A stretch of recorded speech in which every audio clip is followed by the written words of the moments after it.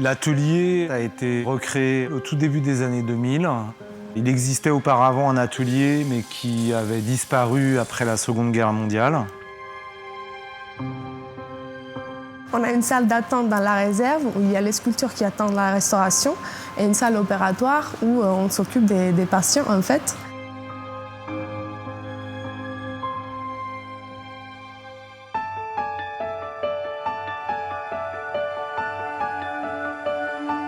L'atelier de restauration des sculptures du château de Versailles a pour mission principale la conservation et la restauration des collections des sculptures.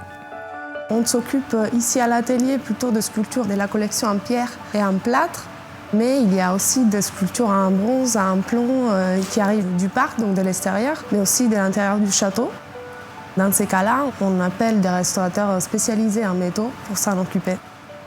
Nous avons aussi une partie qui consiste à tous les déplacements des œuvres que nous gérons en amont avec la régie des œuvres et des transporteurs extérieurs spécialisés en mouvement d'œuvres d'art.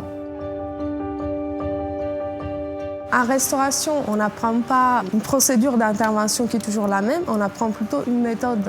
Donc sur l'objet, on commence toujours par un constat d'état, qui est l'étude préalable, suite auquel on va pouvoir décider les protocoles à suivre pour l'œuvre, qui du coup est mesurée vraiment en fonction des besoins, des nécessités de l'œuvre.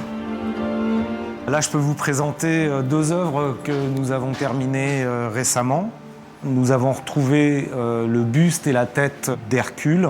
Ça, c'est un montage dit archéologique où on a laissé l'ensemble des éléments rapportés tels que les éléments métalliques, comme une agrafe ici scellée au plomb, ou ici d'autres goujons en alliage cuivreux, apparents, on ne les a pas enlevés, tout comme on a laissé l'ensemble des joints le plus possible ouverts pour bien montrer les empiècements qui avaient été réalisés au fil du temps.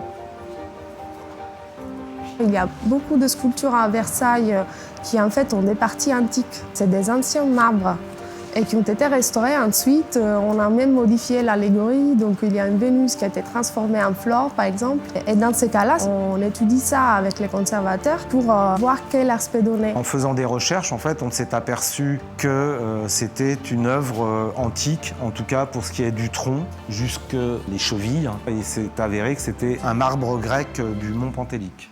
Ça nous est arrivé d'intervenir sur des sculptures qui faisaient partie d'une série. Et en fait, quand c'est comme ça, il faut faire attention à l'ensemble. Quand on expose les sculptures, s'il y en a une qui est dans un état, on va dire, plus mauvais que les autres, on a dû intervenir sur les comblements, les bouchages, reconstruire des parties entières. Nous avons un buste d'empereur romain. Lorsque nous l'avons déposé de la cour de marbre, présentait l'aspect d'un sucre mouillé.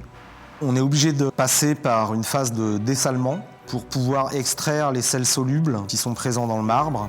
Donc on les plonge dans une piscine avec de l'eau déminéralisée jusqu'à obtenir en gros un niveau d'eau de ville normal.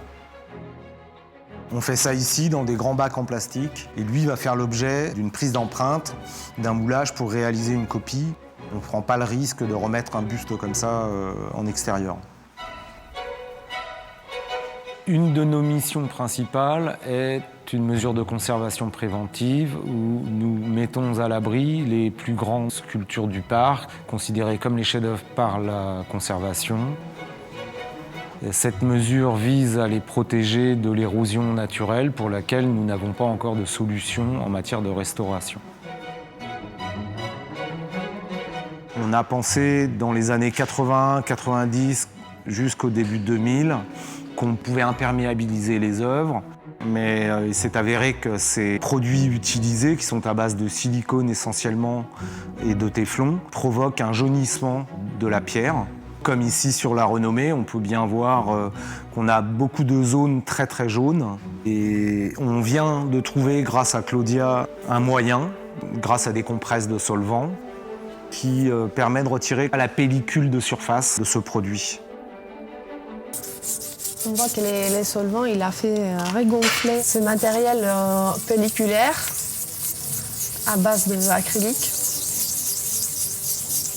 Ça, c'est ce qu'on arrive à retirer juste avec une application de courte durée, donc un quart d'heure.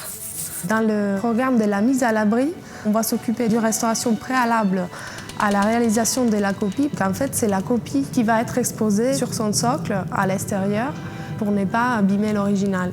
L'intérêt d'une telle copie aussi, c'est que nous faisons des prises d'empreintes avec un silicone. Cela nous permet d'avoir une copie juste au micron près. Et on pourra très facilement recompter les grains qui sont ici en surface et les retrouver sur l'original. Aujourd'hui, même les prises d'empreintes numériques et les tailles numériques robotisées ne permettent pas d'avoir cette qualité de reproduction. Au départ, il y a un plan de conservation préventive qui concerne les sculptures en extérieur et nous étions partis sur 85 sculptures. Aujourd'hui, il s'avère difficile de dire qu'on va s'arrêter au bout de ces 85 chefs-d'œuvre et ne pas continuer sur le reste de la collection en extérieur qui compte environ 320 marbres. Donc oui, il est fort probable que nous allions au-delà de ces 85 sculptures.